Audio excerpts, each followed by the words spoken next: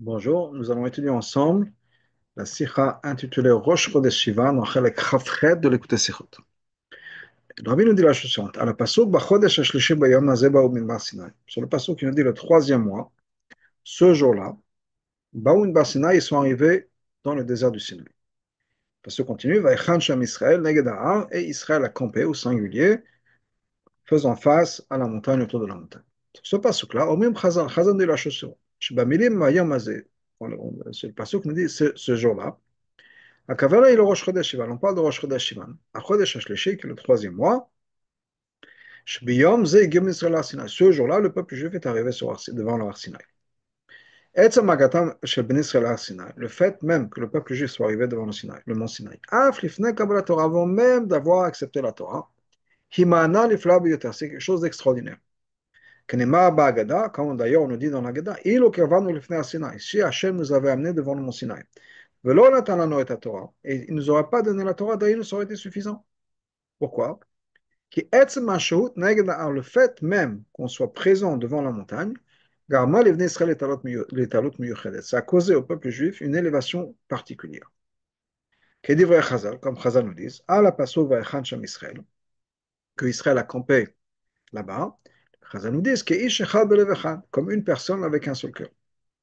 C'est-à-dire, à l'idée, par le fait que le peuple juif est campé devant la montagne, ils n'en font que un, mais d'une unité la plus parfaite, comme si c'était vraiment une personne avec un seul cœur. Car donc, on trouve quelque chose d'extraordinaire, le Gabi Rosh Chodesh Shivan par rapport au Rosh Chodesh Shivan. Dans la Gemara, on a tout un détail. Comment est-ce que Moshe Rabbeinu a préparé le peuple juif à Kabbalat Torah? On a un détail, jour après jour, du moment où ils sont arrivés devant le mont Sinaï jusqu'à Matan Torah.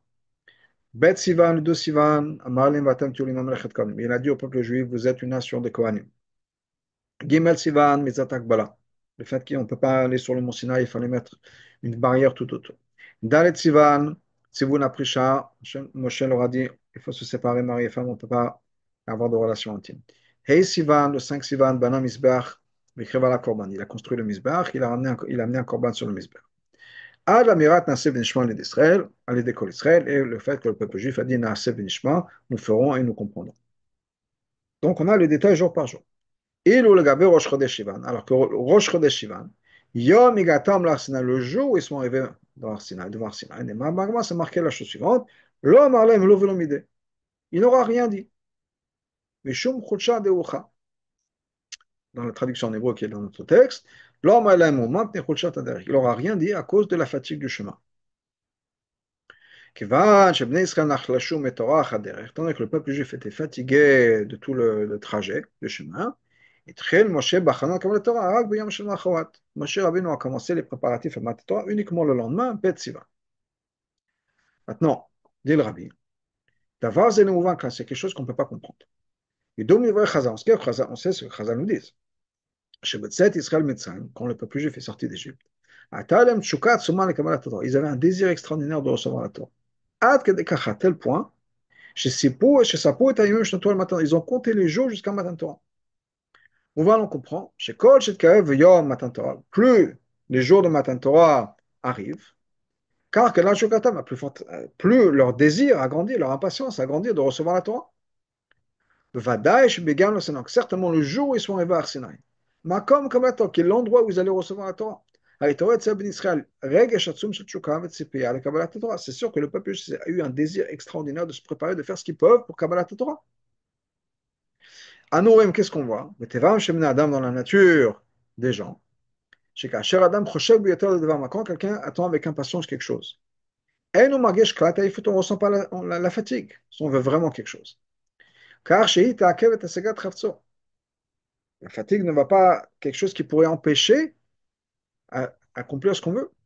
Puis, à plus forte raison, quand on est tellement proche d'atteindre ce qu'on veut. Certainement, on ne va pas ressentir la fatigue de son cœur, de son corps. Moi, c'est étonnant. Alors qu'ils arrivent mamage devant la montagne. Ah, Chakol Hashavot Vayim Shel Tzpiya Kabbalat Torah. Après des semaines et des jours d'attendre avec impatience de recevoir la Torah. Et Takev Moshe Rabbeinu va attendre. Bachanat Israël et Kabbalat Torah, dans les préparatifs du peuple juif pour Kabbalat Torah. Mais Shum Chocha Doucha parce qu'ils sont fatigués. Et tant encore plus. Que Fish Medakim Chazal, quand Chazal nous disent, Lo Amalem Velo Mideh, il n'aura rien dit, Lo Mideh, rien du tout, pas un mot, rien. Lo Amalem Afilo d'avoir Milachat, pas un seul mot sur Matan Torah. Choline Achana Kabbalat Torah, rien sur toute la préparation de Kabbalat Torah. Comment c'est possible? Ve'af Mitzad Israël, même du côté du peuple juif, Ketzad Yitachen, Shiskimu la Noach, comment est-ce que le peuple juif était d'accord de se reposer? L'Od Hashum et Moshe Rabbeinu Shema Moshe, ils n'ont pas demandé à Moshe, demandé, exigé de Moshe de, quelque chose, de Fachot de Kabbalat Torah, qui leur dise quelque chose, Kabbalat Torah, l'emploi du temps, qu'est-ce qui va se passer dans les jours à venir, qu'est-ce qu'on fait là, quelque chose. Rien. Comme on arrive dans un endroit, imagine un voyage organisé, on arrive quelque part le premier jour, on vous dit rien. Une introduction, qu'est-ce qui va se passer maintenant qu'on est là, quel est l'emploi du temps, rien. Et Miuchan en particulier, la vérité, c'est qu'il n'y avait pas vraiment de fatigue. Pourquoi? Chez Gamal Mprochak de là, qui pourrait être tellement fatigant, etc., qu'ils étaient épuisés. Pourquoi? Qui? Les Refidim à la Sinaï Machagav. Premièrement, ils arrivent de Refidim. De Refidim jusqu'à la Sinaï, ce n'est pas une grande distance. Deuxièmement, Rabbi nous dit, regardez dans le Ramban, et les Ben Ezra, etc. Etzem Alichatam lo aïta, le fait même, le déplacement même n'était pas quelque chose qui était très fatigant. Pourquoi? Share Anan Akavod Alach Lifnem, parce qu'il y avait ce nuage qui allait devant eux. Tout ce qui était haut, la nuée l'aplatissait, tout ce qui était bas, tous les trous qu'il y avait, la nuée le remplissait. Ce qui fait qu'il marchait terrain plat. Car chez les Khatam et donc il marchait à plat, il n'y a pas de montée, de descente, pas rien de fatigant. Troisièmement, Rosh Chodesh Sivan Chal As B'Yom Rishon B'Shavua. Rosh Chodesh Sivan, cette année-là, c'était soit le dimanche, ou B'Yom Sheni, soit le lundi. Et Samour Limnucha Gmora Shel Shabbat, mais c'était juste après Shabbat. Donc il revenait du week-end, de Shabbat. Soit c'était mamash, le jour après Shabbat, ils ont pu se reposer, tranquille, etc. Soit un jour après Shabbat. Okay. Le Rabbi nous va nous dire dans la 22, premièrement, le mitzvah de Shabbat, même si on va dire que c'est avant Matan Torah, donc ils n'avaient pas encore le mitzvah de Shabbat. Non, non, non. Shabbat, il avait déjà reçu Parashat Beshalach Amara. Donc, il se reposait déjà. Là-bas, dans Parashat Beshalach, quand Hachem leur a donné la mitzvah de Shabbat, c'est en même temps que la manne, etc., on a dit, comment on ne peut pas voyager. Donc, c'est sûr qu'ils n'ont pas voyagé Shabbat. Donc, ils sont reposés Shabbat. Au pire, ils sont arrivés le lendemain, sur le lendemain. Ils n'étaient pas tellement fatigués. Ce n'est pas qu'ils ont passé toute la semaine à marcher. Donc, qu'est-ce qui se passe là-bas? Donc, l'explication est la suivante. Le Moussak Khulsha de Ochra, quand on parle de la fatigue du chemin, on ne parle pas d'une fatigue physique à cause d'un déplacement, d'une démarche physique. La Bekar, le Khulsha ou Khanit, on parle d'une fatigue spirituelle. Et Kev Alecha ou Khanit, à cause d'un voyage spirituel. La dans le chemin, le cheminement spirituel de la sortie d'Égypte jusqu'à Matan Torah, cette progression, cette avancée spirituelle, et là, ils ont passé à quelque chose qui était extrêmement exigeant de eux, et donc c'est pour ça qu'ils étaient fatigués. Il faudrait expliquer ça. Il va bien dire la chose suivante. De manière qu'il y a un cheminement physique. On voyage de point A au point B. De la même manière, il y a une progression, un voyage, une avancée spirituelle. On progresse, soit on monte, soit on descend, mais il y a un mouvement spirituel.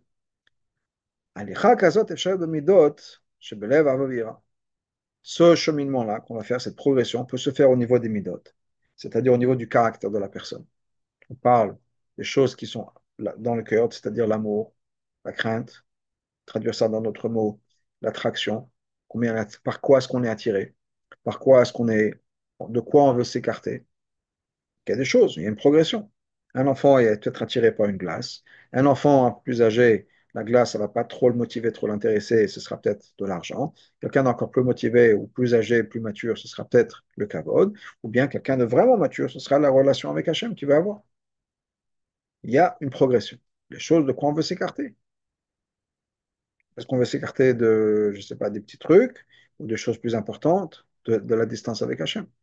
Soit, donc ça, c'est au niveau des minutes. Il y a au niveau du Korot HaSechel, au niveau de l'intellect. Je veux moi, ma compréhension. Ou bien Avodat Hashem. J'étais à tel niveau, maintenant je suis à tel niveau de bitul, Avodat Hashem, etc. Bien alors, revenons à notre contexte ici. Hamasot shenasu b'bnei Israël Mitzrayim la Sinaï. Ce voyage-là qui s'est passé pour le peuple juif, de Mitzrayim jusqu'à Sinaï. Lo hayu רק הליכה גשמית, c'était pas juste une progression, un cheminement physique. גם בעיקר הליכה רוחנית, et surtout un cheminement spirituel. שינוי במצבם הרוחני של ישראל להתעלות בעבודת השם, une transformation dans la réalité spirituelle du peuple juif, de s'élever dans l'avodat Hashem. להתקרב, להיות ראויים יותר לקבלת התורה, de devenir encore plus proche et encore plus méritant de Kabbalat Torah. C'est-à-dire se préparer spirituellement, émotionnellement à recevoir la Torah. Comme c'est marqué dans les Sfarim. Quand le peuple juif était en Égypte, ils étaient complètement enfoncés dans les 49 degrés de tout le monde. Et chaque jour, ils montaient de niveau en niveau. Jusqu'au point où, après 49 jours, 49 degrés d'élévation, ils sont arrivés à quelque chose de complètement différent. Ils sont passés du plus bas au plus bas au plus haut du plus haut.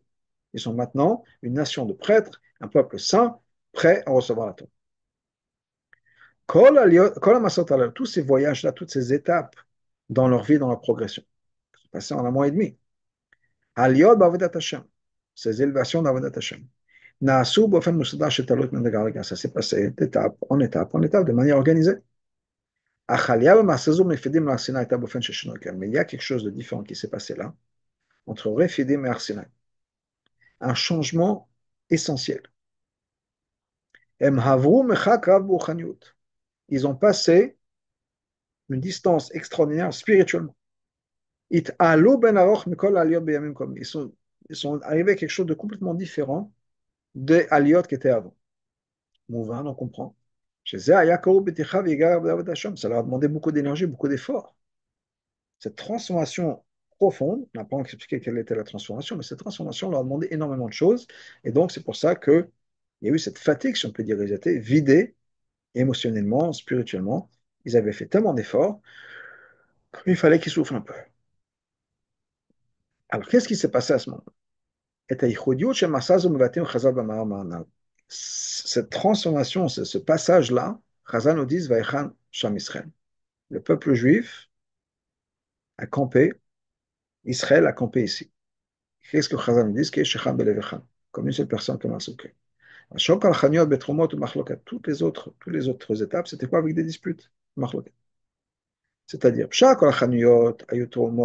dans toutes les autres étapes qu'ils ont fait, il y a eu des disputes et des machloket. Dafka, quand on arrive à ce camp, là, le jour où ils ont campé Neged Nahar, c'est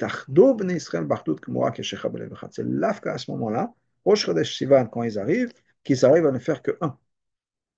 Et le Shlomo, on peut dire.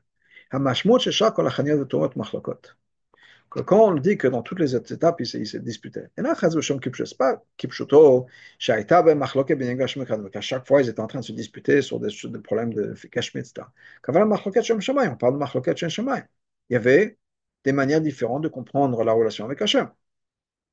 Étant donné que chaque personne a un caractère différent. On n'a pas tous les mêmes opinions. Encore plus que ça, dans la Torah même, il y a des machloket, il y a des opinions différentes, il y a des opinions divergentes. Et d'ailleurs, c'est fait exprès, la Torah n'a pas été donnée de manière définitive. Et la kol dava, mais sur chaque chose, même peut-être panim tao, même peut-être panim tamé, on peut étudier d'une manière, de 49 manières d'une manière, que les choses sont pures, 49 manières de l'opposé. Mais ça, les deux sont les opinions d'Hachem. Donc, ça fait partie du système, si on peut dire, il y a de la place pour des opinions divergentes. Parce que la Torah est infinie, et donc, il y a pas, c'est pas uniforme, il y a une seule voie. Il y a une infinité de voies. Donc,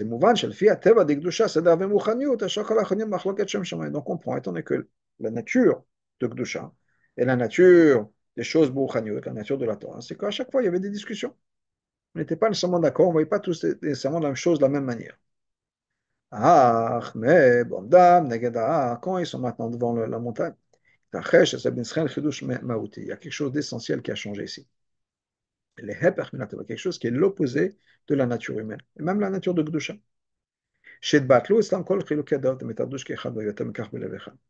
Tout, tout ce qui sépare les êtres humains les uns des autres a disparu.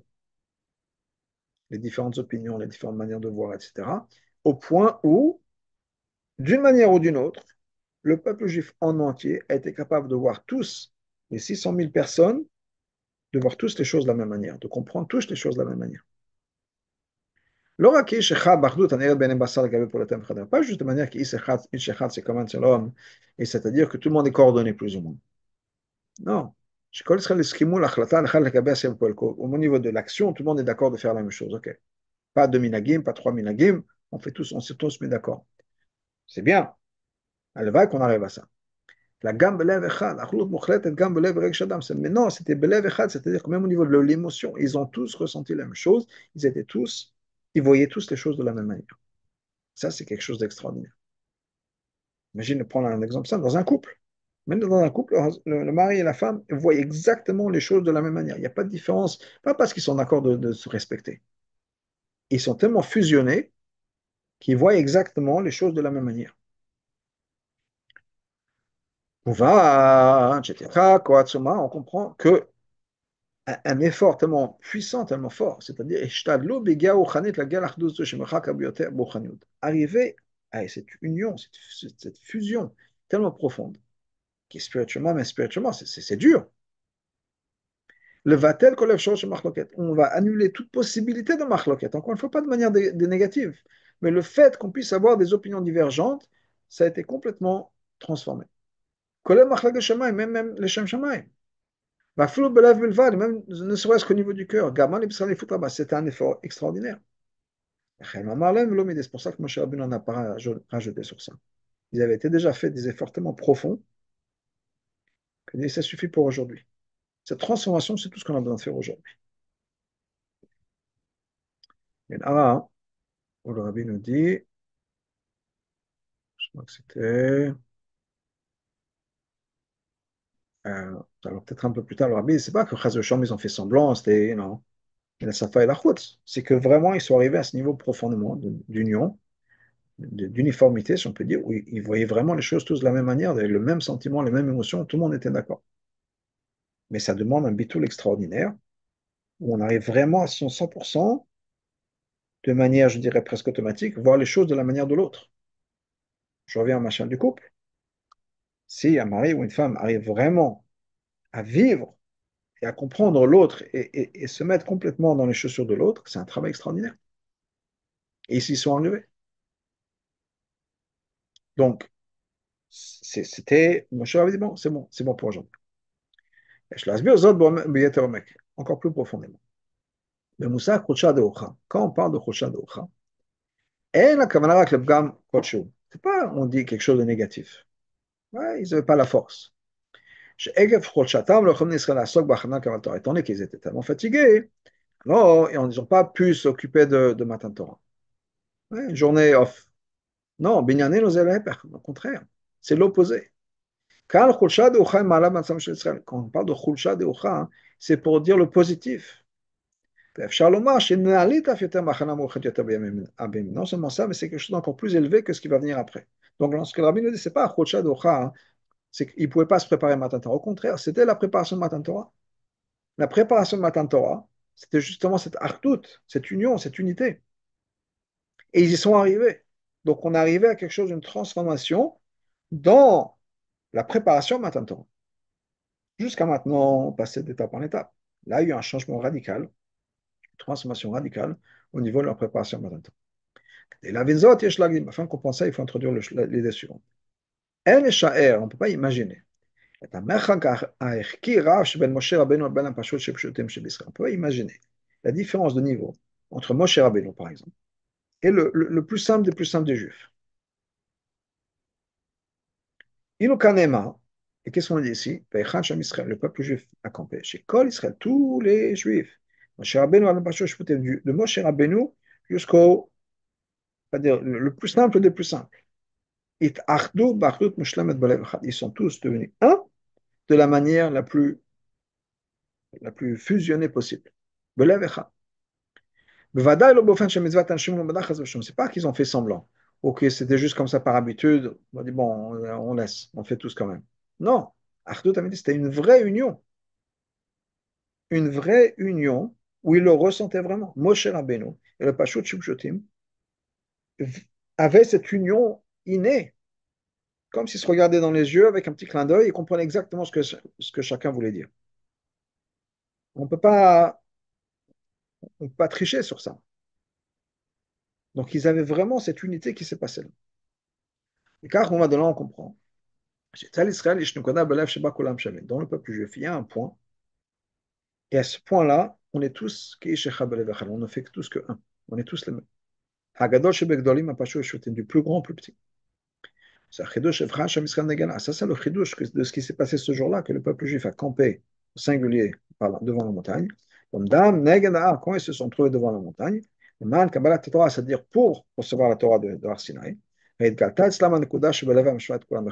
ce point-là, ce point juif, si on peut dire, qui est le même chez tous les juifs, a été révélé à ce moment-là. Ça, c'est la préparation la meilleure qu'il puisse avoir, la préparation essentielle de Matan de Kabbalat.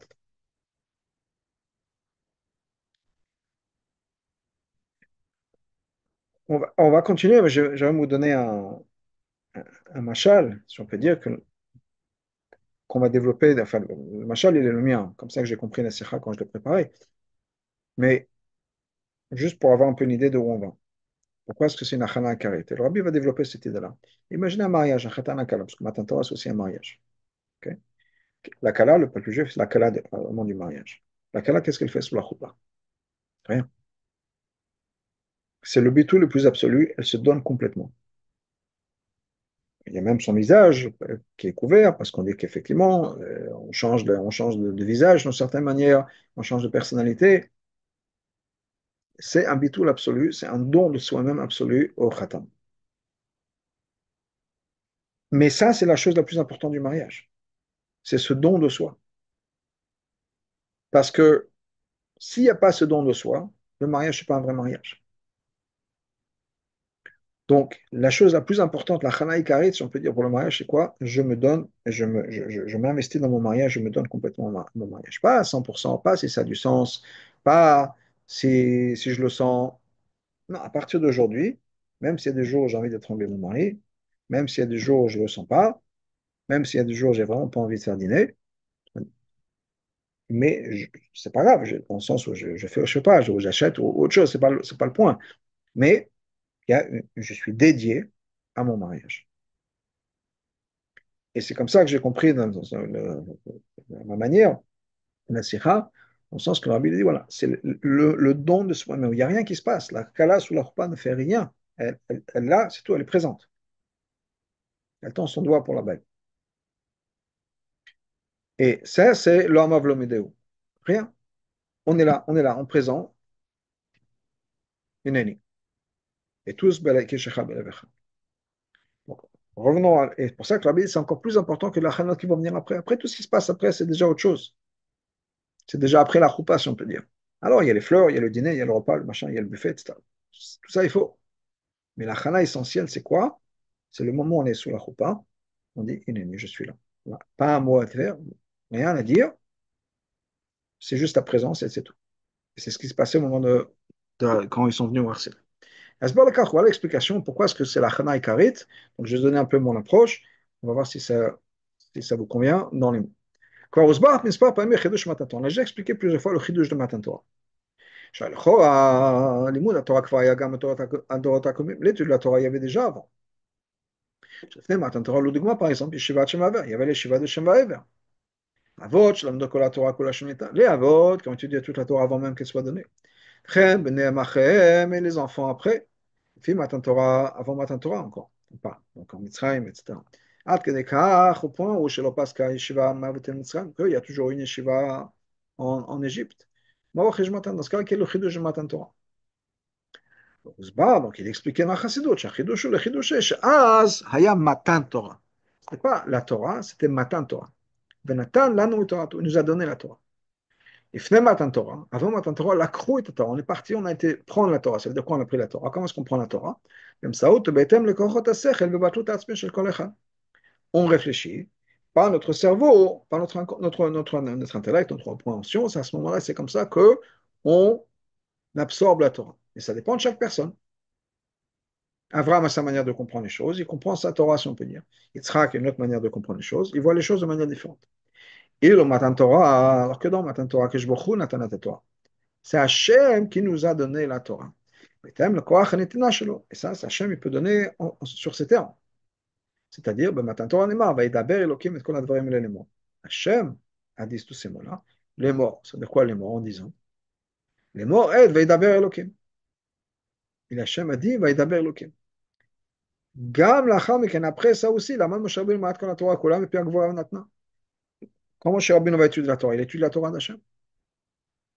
לא היה זה דבר חד פעמי, c'est pas quelque chose qui était juste ponctuel à ce moment-là. אלא בנתינת התורה, mais quand Hachem nous a donné la Torah, הכניס הקדוש ברוך הוא את עצמו, Hachem s'est mis, si on peut dire, כביכול, si on peut dire, בתורה dans la Torah. כפירוש הדבר מאמר חז"ל, comme on connaît l'explication chassidique connue, parce que ce que Chazal nous dit dans l'Agmara dans Shabbat, les mots Chazal nous disent dans Shabbat que Anochi, c'est Ana Nafshik Tavit Yavit, et la traduction basique, si on peut dire de l'Agma, c'est quoi? Ana moi, nafshi moi-même, que t'avais j'ai écrit, Yavit et j'ai donné. C'est moi qui écris les commandements, c'est moi qui les ai donnés. La Chassidut explique, c'est non, Ana moi, nafshi mon âme, que t'avais dans les écrits, Yavit j'ai donné. Je me suis écrit, je me suis donné dans la Torah. Car, Kacher, Yodi Lomet Torah B'chol Zman Shu, c'est-à-dire que quand un juif étudie la Torah à n'importe quel moment jusqu'à aujourd'hui, il faut une achana particulière, qui est dire la bracha, qu'Hachem Natalanu Torah, Hachem nous a donné sa Torah. Et qu'est-ce qui se passe quand on étudie la Torah? Vous me prenez moi. Quand on étudie la Torah, c'est pas juste une réflexion, un concept, des idées. C'est Hachem. C'est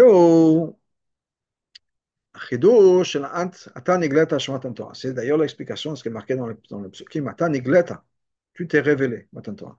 Non seulement il y a une élévation par rapport à ce qui était avant Matan Torah. Là, il y a quelque chose de nouveau qui n'existait pas encore. Quelque chose qui n'avait aucun rapport avec ce qu'il y avait avant. לפני מתן תורה.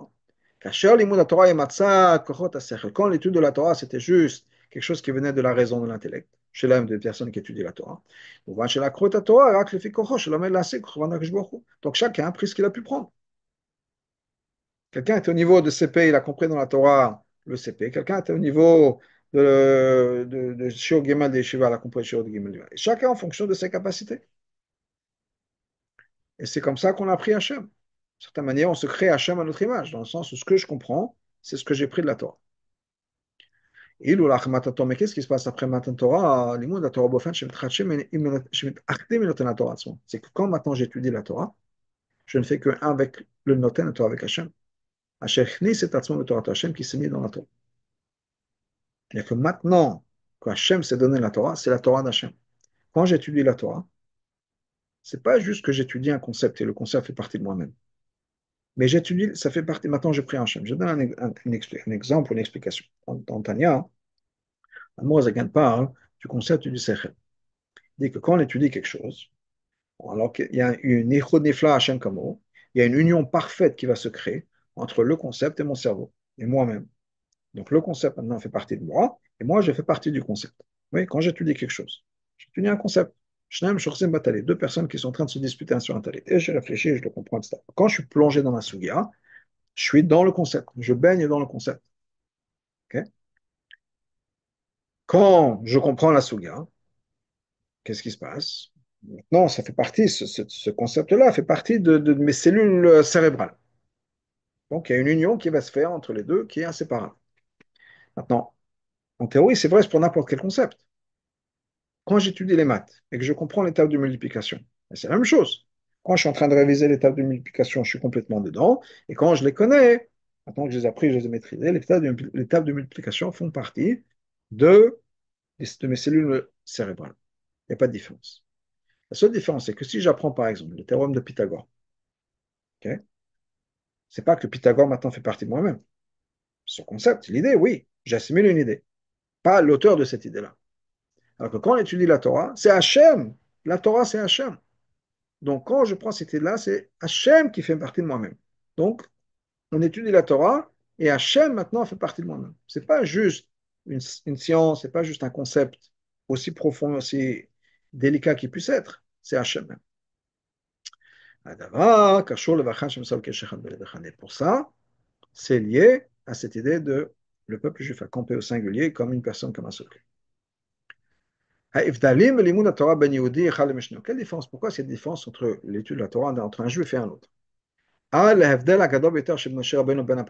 point la différence qu'il peut y avoir entre Moshe Rabbeinu et la personne la plus simple qu'il puisse avoir. Tout ça, c'est les gabé à saga sechli shel Torah. Tout ça, c'est par rapport à la compréhension de la Torah. Chez les filles, kochot nefesh, en fonction des capacités de chaque personne. Un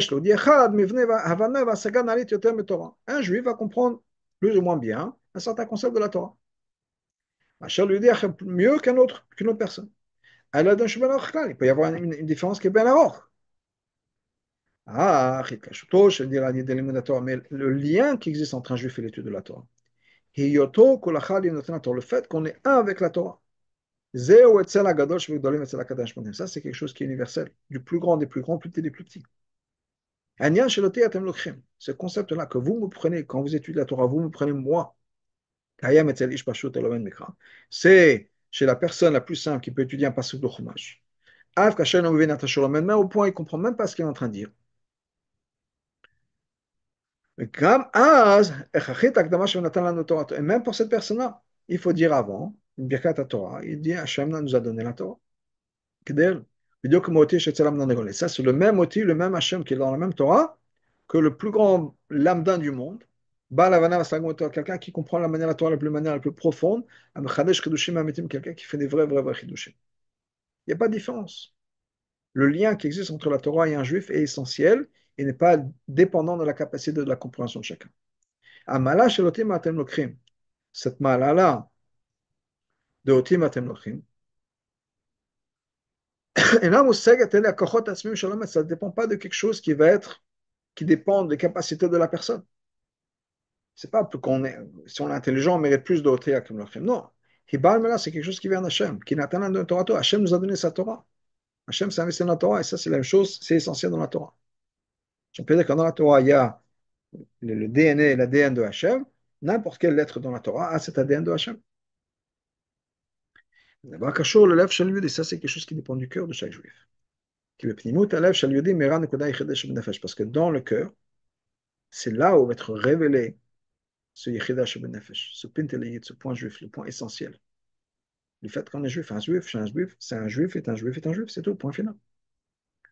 Ça ne dépend pas de combien de mitzvahs, ça ne dépend pas de combien de compréhension de pages de Gemara on a étudié ou à quel point on est profond dans l'étude de la Gemara. C'est quelque chose qui est nalit légalement, il va avana, quelque chose qui dépasse complètement, mais complètement, la compréhension intellectuelle de la Torah. Le cas zou ishtekol yudi amuna v'akashbuch. Et par de cette nemuna-là, chaque juif a une nemuna Hashem, le mal qui dépasse toute logique. Zéo mashmot shevechan shem Israël. C'est ça ce que ça veut dire vechan shem Israël, qui est shecha belevechan. Comme un seul juif, comme un seul corps. Comme un seul corps, comme un seul corps, un seul cœur, pardon. Quand ils sont arrivés sur la montagne, Sham tzarich liot Mamal Sinaï. Là, on va voir Mamal Sinaï, Matan Torah. Et l'essentiel le plus profond du peuple juif a été révélé. Quelque chose que je savais, quelque chose qui est le même chez chaque juif. La révélation de ce point-là, et c'est ça qui leur a permis de devenir le Kéli, comme il faut, pour la révélation du divin de la Torah, pas la connaissance. Cette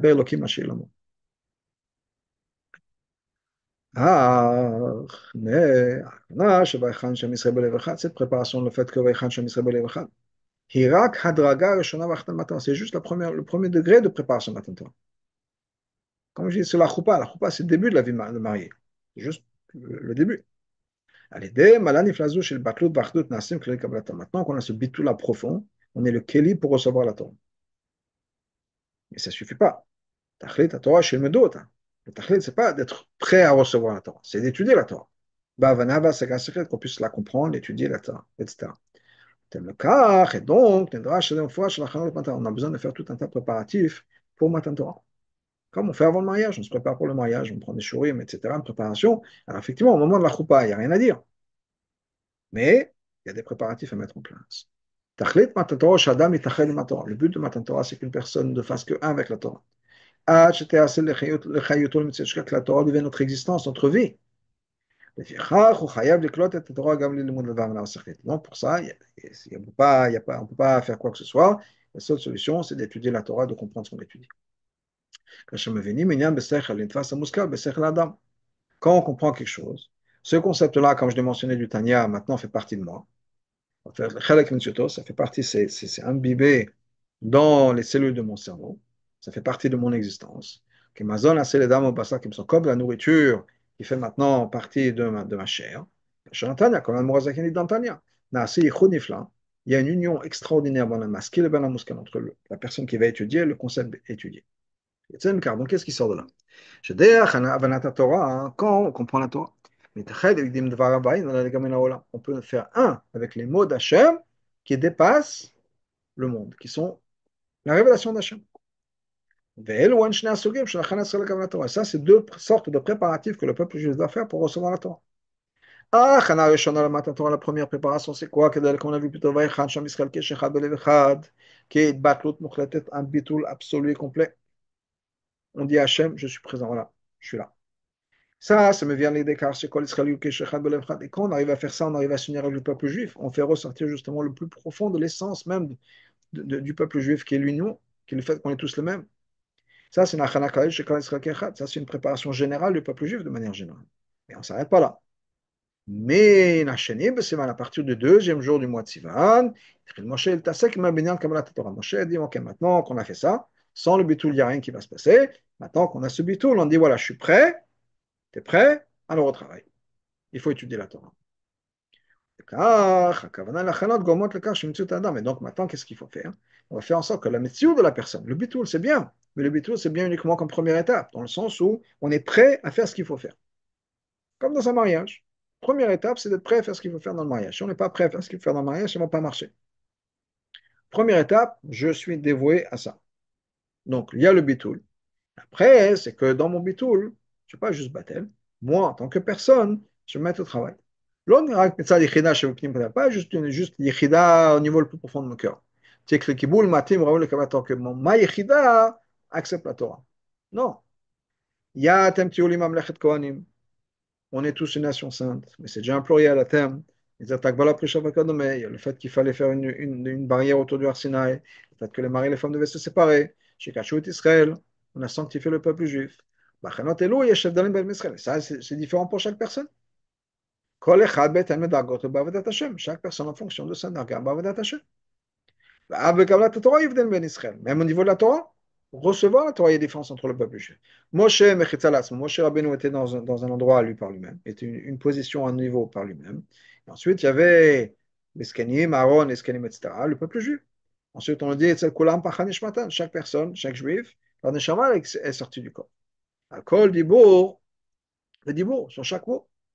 Pas pour Moshe Rabbeinu. C'est pour ça que l'Agma nous dit la chose suivante. לא אמר לו ולא מידי משום חולשה דרוכה. Le Rosh Chodesh Shiva, Moshe l'aura rien dit à cause de Chulcha de Rocha, la fatigue spirituelle. C'était quoi? Alecha Rochanit.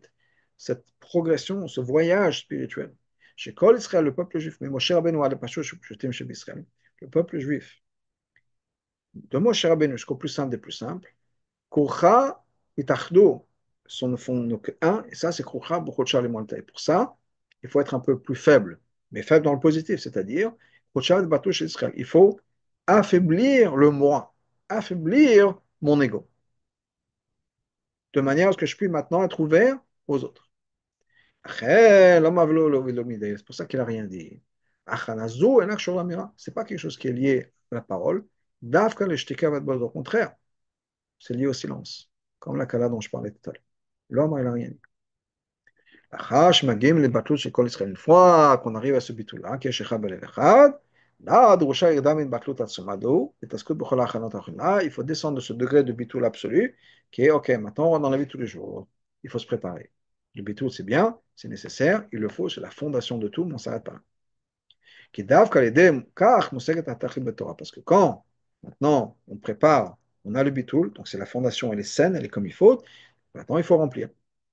Et c'est comme ça qu'on a cette union avec Hachem, qui est le but de Matan Torah. Yichud Nifla Moti. Cette union avec Hachem, Oti Atem Lokrim, c'est moi que vous prenez.